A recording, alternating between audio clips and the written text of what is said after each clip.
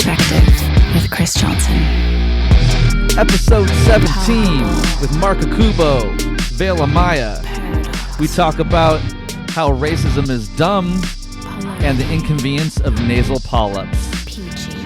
Check out Marc's music on the Players Pick podcast playlist on Spotify.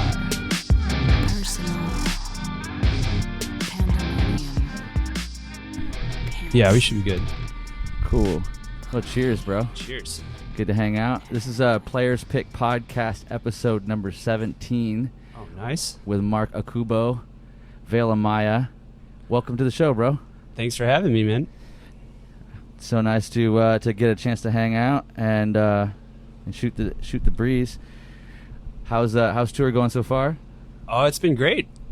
I mean, it's a wild one. All the bands are extremely different, but it's been working out really well. The show's been really fun. You got Aaron Intervals on the tour, and who else is it? Strawberry Girls? Strawberry Girls, and then a band called Crypto Dira. I've never heard of them. They are interesting. I can't even really describe what they sound like. I mean, it's kind of like maybe a little bit of Dillinger, Escape Plan, and Mr. Bungle mixed with some death metal, I guess. Whoa. I like that. Yeah, I feel like that's an okay way to describe them. Pretty progressive. Bungle, man. Anytime that anybody still references Bungle these days, because like I feel OGs know Bungle, but like there's like 3 or 4 generations that have no clue about Bungle. Oh yeah, well that was probably my favorite band in high school. So really, like Disco Volante or all of it. I mean, California was probably my favorite one, but I liked all 3 because they were all so different from each other. California is a gem. Yeah, total gem. It's like their pop album or something. But it's amazing. Which is strange to think of them as pop, but you're absolutely right. Yeah. It's so cool. Well, this is Players Pick podcast. I'm always curious. When did your relationship with guitar picks begin? Like, who gave you your first guitar pick, and like, oh wow, how did you get to play what you play now? Like, was there any interesting stories along the way? Wow, that's just the first time anyone's ever asked me what my first guitar pick was, but I can honestly remember now. Like, oh yeah, it was a white and gold Fender guitar pick. Like a celluloid, like. Yeah, it was white with gold print on it, and I remember just thinking that was a cool color scheme, so I picked that one. And then they have those kind of marble looking ones, like the brown marble ones, like tortoiseshell looking. Yeah. My friend showed me that you could set those on fire and they burn up in like a millisecond. So yes, like, they do. That's like that was the cool thing about those. I never really used them, but set them on fire a lot. Did you know? Well, you might not know this, but the guitarist Django Reinhardt. Yeah, of course. So celluloid flowers were a thing at one time, I guess, and in Europe, and creating like these. Is that what happened? That's what happened to his hands. Like, I guess a celluloid flower cart, like, lit on fire, and he got caught in the commotion of it. I don't know the details, but then it fused those 2 fingers kind of together. Yep. And he had to work with that for the rest of his career. And he killed it so hard. Yeah. But every time I think about somebody like lighting celluloid on fire, I think about that story, and I'm like, whoa. Oh, well, now I feel kind of bad that I used to do that. No, it was a long time ago. It was totally unrelated. Yeah. I swear to God. Yeah. I was like 13. I don't know. Yeah, dude, that was way before your time. It's all good. So you had that. See, where did you find it at the guitar store, or did like somebody give it to you, or? Oh, I think it was at a guitar store. Yeah. Yeah. For sure. Like, did you take lessons early on, or? No, I started out self-taught, and then I got sent to Catholic school against my will for my freshman year of high school, and I joined the jazz band as kind of like something to do, and so I took some lessons so that I could be able to read the chords and whatever. Okay. And so that's kind of like what I did, and then as soon as I learned like everything I needed to know, I just stopped doing that.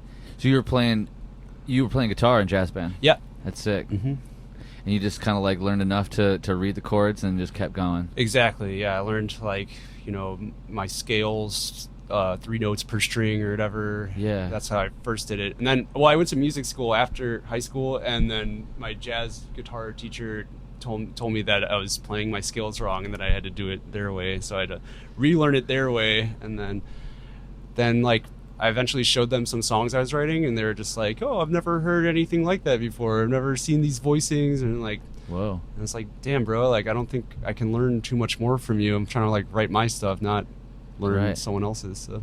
That's cool. That's cool that you kind of knew you just needed to get kind of put down the path a little bit, so that you could kind of have the tools and start working with them. Yeah. And then, I mean, no one thought that the genre of music that I was trying to play was going to ever be anything. It was just like, oh, it's like a subgenre of a subgenre. Like, it's dumb. You should just play jazz covers. And I was just like, actually make some real money, kid. Yeah, like, see you, dude. I'm just gonna drop out and be poor and do it. And, I love it. I love it. You stuck to your guns. Absolutely. You followed your heart around it. That's cool. So, so you had the white and gold one was the first one. Then you found like some tortoiseshell, and then did you play that style of regular size pick for a long time? No. When I started taking guitar seriously is when I guess like probably discovered like Dream Theater or something like that, and then I saw that I think John Petrucci was using jazz threes back then, and so those were really popular. And then in jazz band, actually, there's these two dudes that could shred, and I'd never seen anyone shred in person before because it's before YouTube or whatever. Right. So it's like, oh, like that's how you do that. Like I was just like, I'd always heard it, but I've never actually seen what it looks like before. But then, yeah, they were using like those purple stubby picks. Oh, like yeah, the big stubbies. Yeah, the 2.0 or 3.0s. Sure, or whatever. Yeah. And so I got kind of turned on to those for a little bit. And so it was either those or jazz threes for like a real long time. Yeah, Tony McAlpine, it was a big stubby 3.0 for a long time. He's just now come over to Dunlop Flow, but every time I think of Big Stubby, I think of him and I think of Neely Brosh. Neely's on the 2.0s. Got you. Tony's on the 3s. Yeah. Or he's not on the 3s anymore. But well, nowadays I play thin picks, like 0.6 I think is what I play now. 0.60? Yeah. Okay. Is it your Tortex Jazz 3? Or No, just regular pick. Regular, the orange 0.6. That's it. Ones. Did we ever do any custom print for you? Did we No, that was, we were talking about it now, but now here. Well, you know, like Tim's gonna hear this podcast later, but he's gonna have an email. Tim? Yeah, what's up, Tim at Jim Dunlop? Marc Okubo needs some picks. I'm down. I like picks. So you just play the stock orange standard shape. Yeah. I mean, actually, there were some custom picks ordered for this tour that I guess like happened without me knowing about it, but they are a little too thick, so I've been using the store-bought ones. Okay. Ones, yeah. So what was this from, like Intune or something? I think it was from Intune. Okay. And those guys are on point, dude. You can't slip, or they'll just make picks for you. Dude, they're cool picks. They're just like not the right size and stuff. Yeah. There's like they had glow-in-the-dark ones, and then they have kind of like an under oath color scheme one, and then these like kind of like that marble thing but pink. So oh yeah. That's pretty cool. Okay. And so you kind of messed around with jazz threes, and then just kind of end up coming back to our regular. Well, that was style. from recording.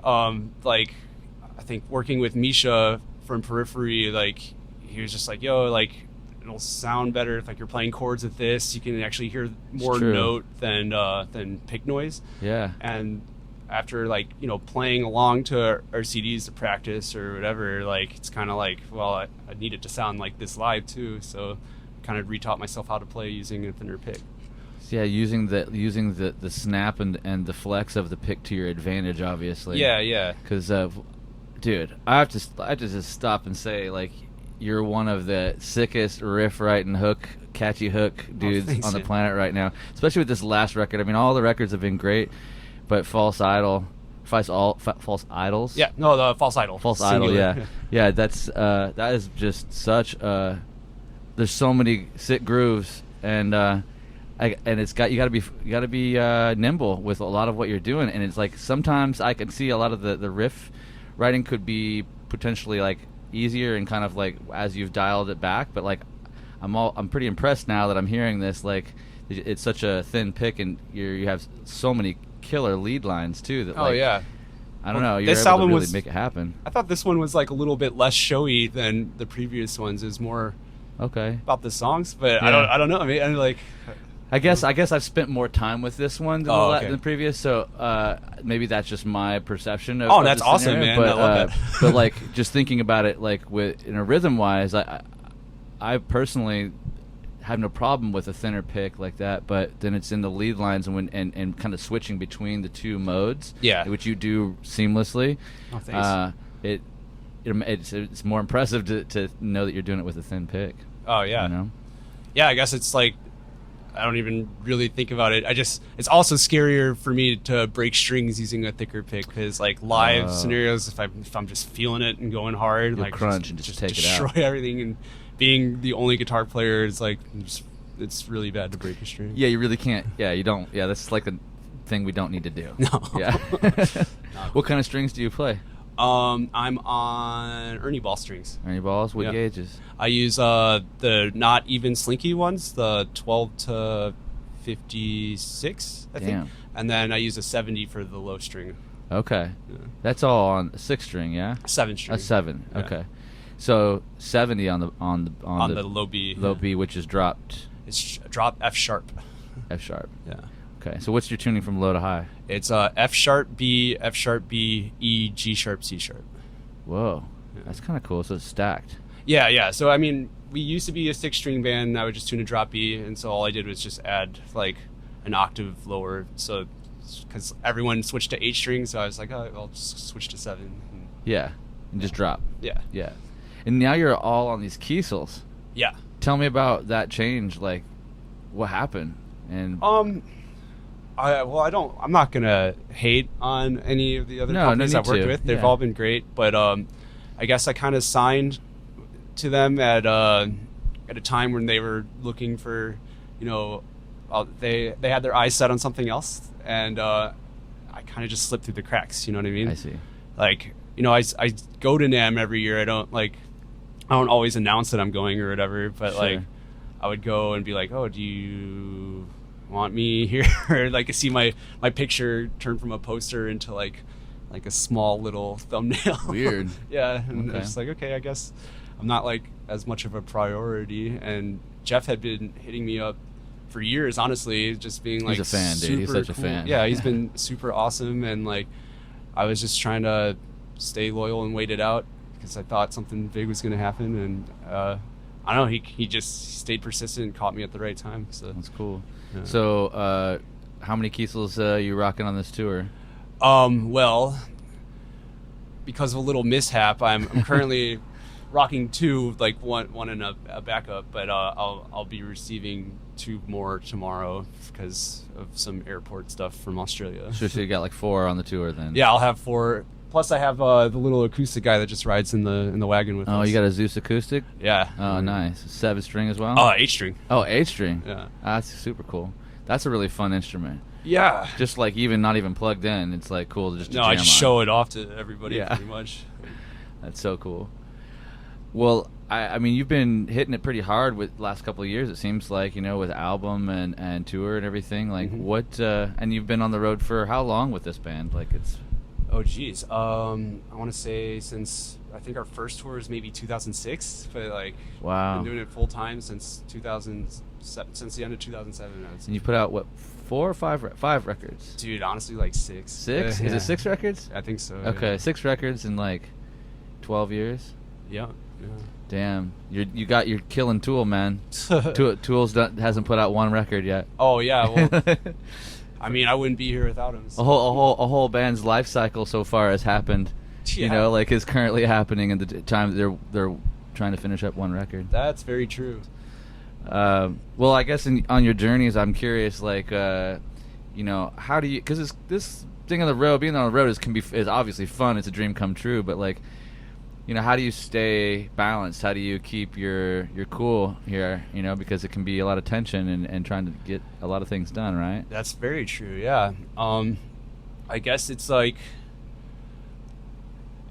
well, being a leader, you have to kind of like have like kind of like a safe way to get your aggression out, like maybe like a safe person to talk to that's not like working with you, so you're not getting resentment for like having a bad day or whatever, you know what I mean? Sure. It's like having like a positive outlet is really good. Obviously, like being on one of these vehicles where we have bunks is like super beneficial because you can kind of just, have your alone time if you need it. Mm-hmm. But I mean, what keeps me going is just seeing like, it's like, man, we get to truly make people happy, and like we get to kind of throw a party where we're like the cool kids, which is not how things would be at home. So it's I don't know, it's like it's a great opportunity to like kind of pay it forward. And so where are you based at? Chicago. Okay. And so yeah, I mean, like being on tour is like you're hosting a party every night or every other night, right? As you run around town, around the country, and have people show up, and you're just like, yo, check it out. We curated a playlist for you. Yeah, and like go around and hug people and show them that like nerds are cool, and like you can do this. That's awesome. Do you feel like you're able to maintain like a level, I mean, of happiness and like and I try my best. I do like this a lot, and it is very important, like the people that you're around. That's also a game changer. Sure. I got to fill in for a band called Volumes a few months ago. Oh, sick. And Diego a little bit. Yeah, I got to fill in for Diego. Okay. So. Okay. But that was a really good learning experience for me, like just to experience what it's like in a different camp and like Sure. how everyone treats each other. And yeah, I mean, I just really like it. I like being around my friends, and I like making people happy. So it's a good way to do it. What have you learned anything in particular on your journeys, like in all your time, touring the world and writing records? It could be about the music business or touring, or it could just be about life. I'm curious if there's anything that you could impart. So much. I mean, Yeah? I guess like where to start? Yeah, anything. Like share anything. Oh man. Well, I mean, getting to travel and see the world, and then like coming back home to see everybody like argue about politics on Facebook or whatever is just hilarious to me. It's crazy like how similar everybody really is, and like how much everyone cares about everyone else's like political agenda or whatever. Or like racism, that's hilarious to me too. Or like when someone will say to me like, "Go back to your country," I love what that. is going on? That's so funny, man. That is weird. Like, yeah, that's something like you go around the world and it's like, bro, like if you're white, it means you're from Europe and you've probably never even been there. So probably not even been. I'm like, my country's America. This is like, this is where I was born. This is where I was born. This is like where my ethnic combination could get made. Because, like. Yeah, I agree. I mean, I haven't traveled probably as much as you, but it is interesting to leave and come back and just kind of see the vibe. Everywhere else generally is, I don't want to say everywhere else, but, it's not as seemingly as polarized as it is here. Yeah. Like people just want to take sides, and it's like, I think it's kind of manufactured in a way. Mm-hmm. It feels like it. It feels like they want us to be at each other's throats, so we're not like taking them to task. Well, yeah, everyone will like when they're trying to say like another side's opinion, they're like the left says this or the right says this, when really everyone's pretty much in the middle, but because of like maybe one thing they disagree with, they have to be identified as this side or this side, or I don't know. Yeah. And it's just crazy how passionate people, like even my own family, like really, it's crazy. Well, what do you think is the way to alleviate some of that? Like, how do you deal with it? Right. Well, with the way things are currently going, I kind of just sit back and watch. But sure. But I mean, getting to like, I don't know, like, I guess like I've been to Russia a bunch of times, or I've been to Asia or whatever, and like everyone's awesome. Like everyone's really cool. Like it's not like I guess the government doesn't represent the people necessarily, and like everyone's opinions that they hear from television are it's just weird to me. Seems similar around the world too. I don't necessarily know of or see any governments around the world exactly representing the people. So, it seems like Nordic. Yeah. Seems like Nordic and like Icelandic and like these like countries seem to have closer. They got it, man. Yeah. I mean, also like their countries, like if you go to Russia and you watch TV, it's like American television, but with someone speaking Russian on top of it. Oh, okay. But then if you go to like Scandinavia, everyone can speak English with like almost perfect American accents because they all learn from television because they just have subtitles. Got it. And like, that's crazy. Like I guess like American influence on the world is like if you like movies, or music, it's like you have to kind of like America. Sure, yeah, of course. Yeah, we've done a few things okay, for sure. Yeah. Like, we definitely have a big influence, and we could just probably learn to be a little kinder and a little bit more attentive, to other people, and not be so quick to get at each other's throats, Yeah.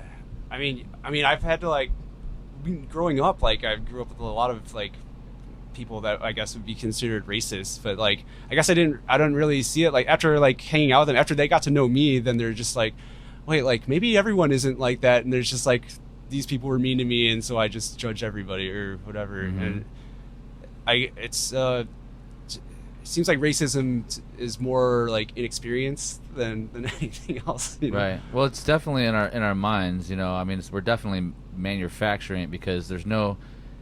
It's something that we created to like on some level because it's not something you don't see kids necessarily growing up without the influence of that, just reverting to that without somebody showing them the way, it's a taught thing, but it'll be like, I mean, I guess I'm just also just talking about a lot of like online stuff, but there'll be like someone will say something like white people do this or black people do this, and it's like, bro, you have like 200 friends on Facebook and you're gonna say like every black person. Like, what are you talking about? No, it's true.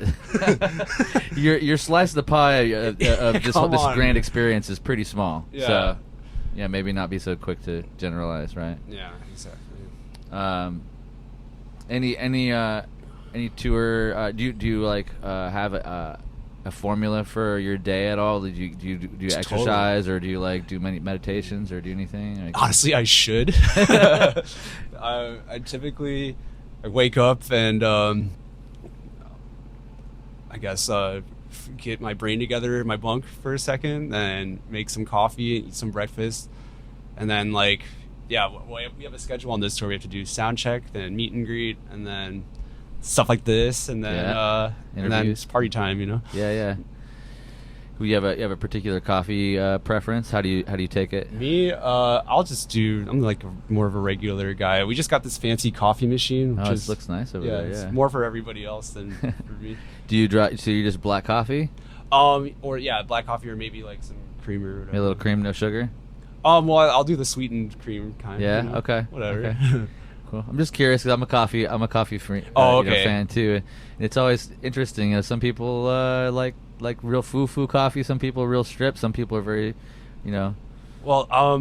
particular. Right now, at the moment, I do not have a sense of smell, so that kind of like limits my ability to like differentiate everything. So like I'll just take whatever. What's that? What's causing that?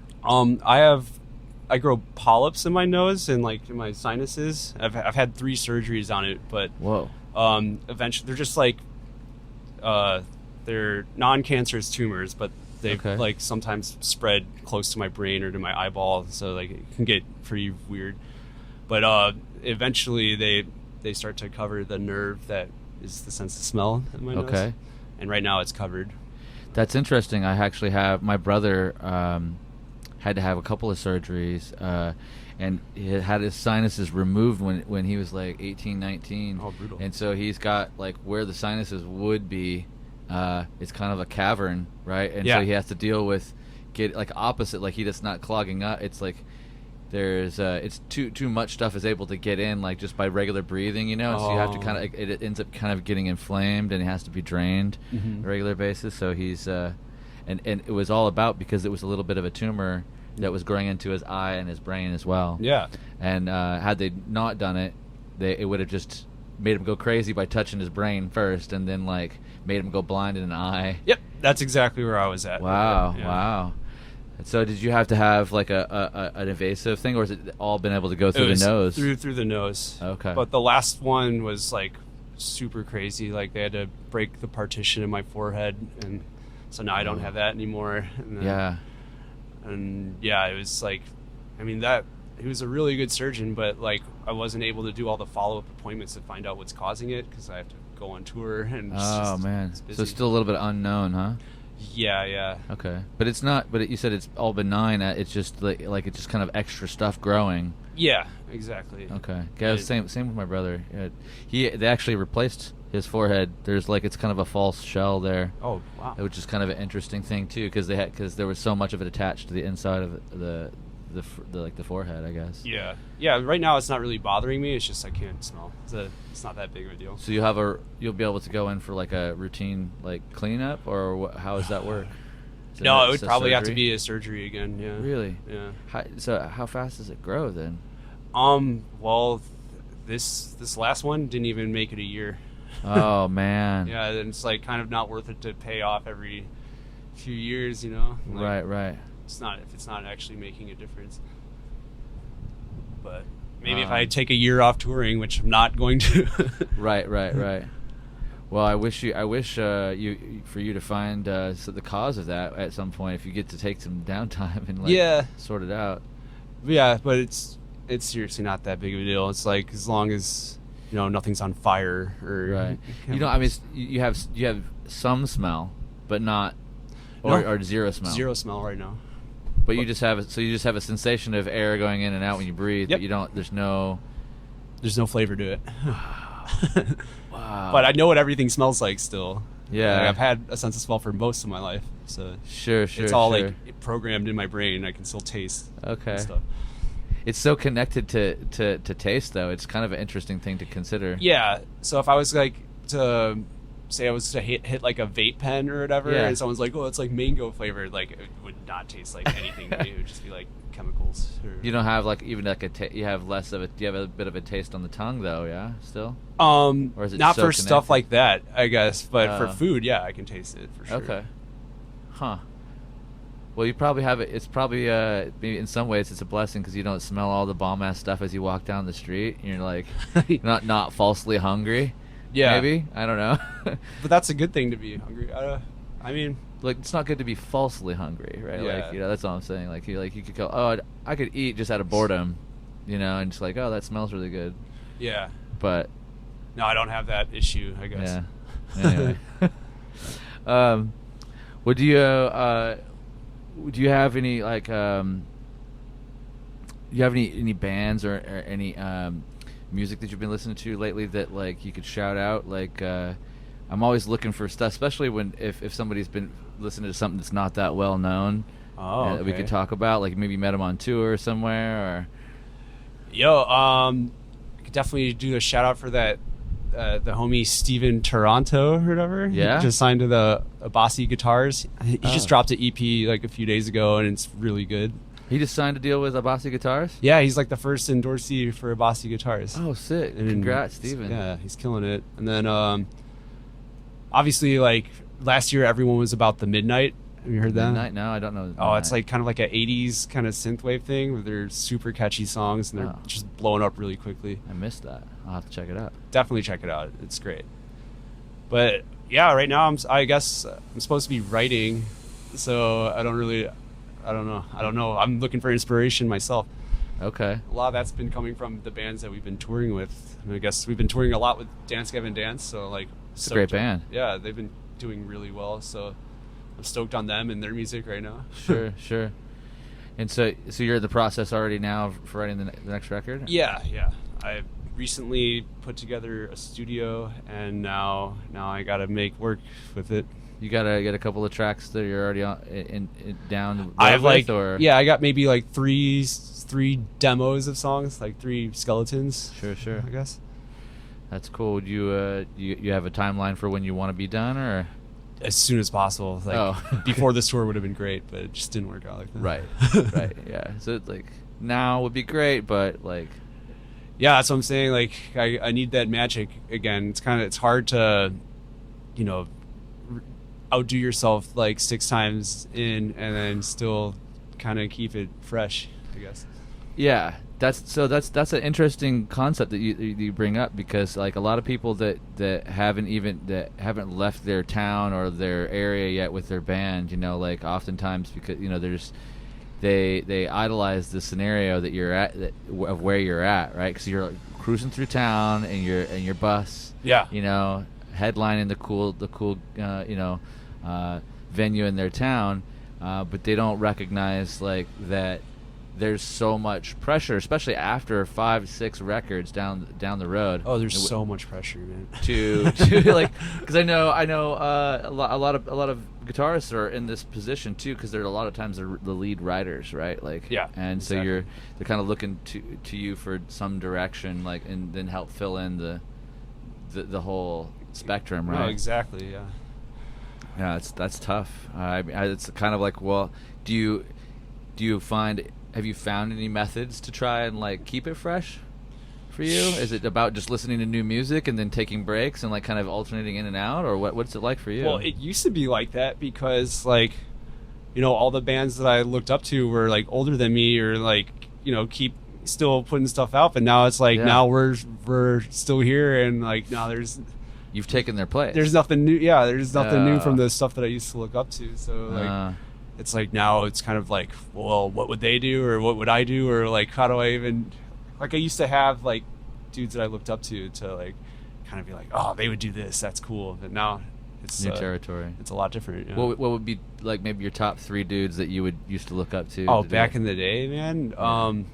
I guess when we were starting, like I was like, oh, I want to be like kind of like this, you know, 70s progressive rock band, but like kind of like a melodic death metal thrash band, and with Meshuggah like breakdowns or whatever. Sure. Because like back in Chicago when we were starting, like death metal was just not that big, and like that's what I was into. But like the hardcore and metalcore was just blowing up, and I just like, I thought it was cool. I loved the energy, but I just thought that the music was kind of like a half-assed at the gates kind of thing. Oh yeah, because they all have the doop-bat, you know. It was like slow, and the breakdowns were just real cheesy, and like it just, I was like, man, so simplistic. Yeah, I could do this like cooler. So like I just kind of, you know, I came from like, you know, a melodic death metal kind of background already, so I kind of just mixed that with like breakdowns that I thought were cool, or. Sure. And then that kind of turned into like a whole sound in its own, and then now I've just been pushing that as far as I can take it. You have. It's so sick, dude.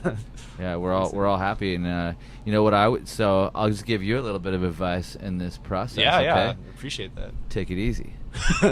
Like you're already Marc Okubo. Oh yeah, all right. That's pretty cool in itself, dude. Yeah. So you're here now. You've been doing this, and we like you. So. I think you're good. I think you can just go ahead and do the thing that you like to do. Yeah. And let it be what it is. Like that's the hardest part, is just letting go of everything and just doing it for fun again. Yeah. Because the thing is, I know that the term and the concept of wanting to outdo the last thing is always a thing, right? Because especially the nature of an extreme genre band, that's always like it's pushing. Because everybody, I think ever since probably Pantera put out Far Beyond Driven. Oh yeah, just that title, and if you saw any of the promo with Phil, you know, during the time when they put the record out, and they're just like, we had to go back to the drawing board and just like reinvent, make us just do it one step bigger, you know, like this whole thing, right? You know, you're like, I think everybody kind of probably saw that in this genre on some level, and then it passed it along if you hadn't seen it, and everybody's like, we got to do better, we got to do bigger. The nature of this beast is extreme. Yeah. So you keep pushing, you keep going, but sometimes the way you stay relevant is by you know, I think especially in your place, because you have achieved so much so far, you know. Like take a break. Like don't take a break in the way that where you keep working and just doing what you do, because you're great at it. The more you relax, you're gonna have more creativity instead of being too, you know, rigid with your timeline, even though you want it now. Well, I mean, also we've like released so many different kind of songs at this point where like everyone's got their favorite. Like it'll start a fight just based off of like anything. Like it's like, oh, this one's better, this one's better, or like everything new they do sucks, or their old stuff sucks, or whatever. Sure. There's like no way to win if I'm paying attention to what everyone else thinks about us. That's right. It's almost better just to see what flows out of you and. Yeah. It's mostly important that I still like what I'm doing. Like, and if I still like it, then it's fine. Like, because how bad is it going to suck if you don't like what you're doing and then you get on stage? You have to get on stage to do it every night. Yeah. You know, I mean, that's exactly. Yeah, that's no good. That's no good at all, my friend. That's not the feeling of joy that I get when like something I created is making other people happy. And it's like, right. I did that. I mean, I don't know. It has to like resonate with me too, you know. Yeah. I mean, it's coming from you, and I think that's when anytime art comes from an artist, like you hope that the artist doesn't, at least in my opinion, I hope that the artist doesn't actually explain it too much, right, and give too much, and just kind of like throws it out there and lets you have it, and kind of like, you know, you get asked questions regardless, but. Mm-hmm. It's cool when you throw it out there, and we have to kind of work for it a little bit. So for you to like, you know, take like some twists and turns, like and explore new territory, I think we'll be all happy with that. Oh yeah. Well, I mean, I guess like what the stuff that I've been doing so far it's coming correct for sure. It's just it was mostly building the studio for the last few months. Like now that I have that, which has been like a lifelong goal of mine. Yeah. Like now that I have like a sanctuary to do my thing. Like, is it at or around your house? Yep.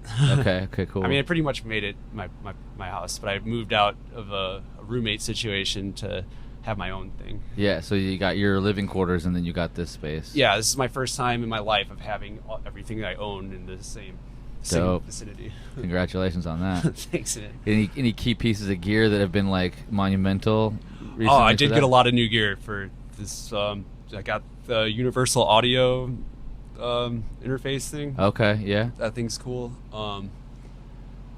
But and the Kiesel guitars, so of course. Yeah. And then I guess I'm demoing stuff like just pretty much using VST amps. Okay. And then like so that I could set it out to get mixed by someone that knows what's up later. Sure. So, and reamped or whatever, exactly. And all that stuff. Yeah, Mm-hmm. So you can have a bunch of the kind of like raw tracks that you'll throw the initial tones on, and then they can always like double up, triple up. Yep. And then I got Sam, our drummer, got a 2-box electronic drum kit, so we can demo stuff with drums too. It's made by 2-box? 2-box, yeah. No, I haven't heard of them. It's he's with Tama, and I think it's like kind of in the same. Related to Tama? Yeah. Okay, I'll have to check it's that cool. out. It connects with Superior Drummer 3 like really well seamlessly. So that's what I've been demoing with. That's probably the best thing ever then. Yeah. Because Tune Track rules. Yeah, Tune Track rules. Shout out to God. Bill Terrell. Yeah, shout out to the whole Tune Track crew. Yeah. I love those guys, and yeah, I'm stoked on that whole. I use the Easy Drummer. It's super easy. You just like drag and drop loops and mess around with it. Totally. So I enjoy that. Any last bands or guitar players that you want to like make sure the world knows about? Wow. I'm trying to think of a band that I like. I recently started checking out Japanese bands, and there's one called Passe Pied, I think is how you say it. You know how to spell it? It's like Passeppied, I think. Okay. I really like them a lot. And then there's another one called Soko ni Naru. Okay. And you're gonna have to they're send me a real text sick. with the Yeah. how to spell it. Yeah, and both of those bands I thought were really, really cool, but I don't know if they'll take off in America. Are they heavy, or what are they? What style would you describe them as? I would say the first one's kind of like a technical Japanese pop band. Oh, the cool. female singer, and then the second one's like a 3-piece that's almost like kind of like a tech metal band, but with singing, and it's a male and female, like guitar and bass, and just shredding, man. They're Whoa. great. Okay, that's super cool. Rad, man. Well, I appreciate you taking the time to share some information with us about the picks and your life and stuff. That's a great idea for a podcast. Well, thanks, man. We're just getting started. Players Pick Podcast, Picks and Perspective with Chris Johnson. Pool table. Painkiller. Palindrome.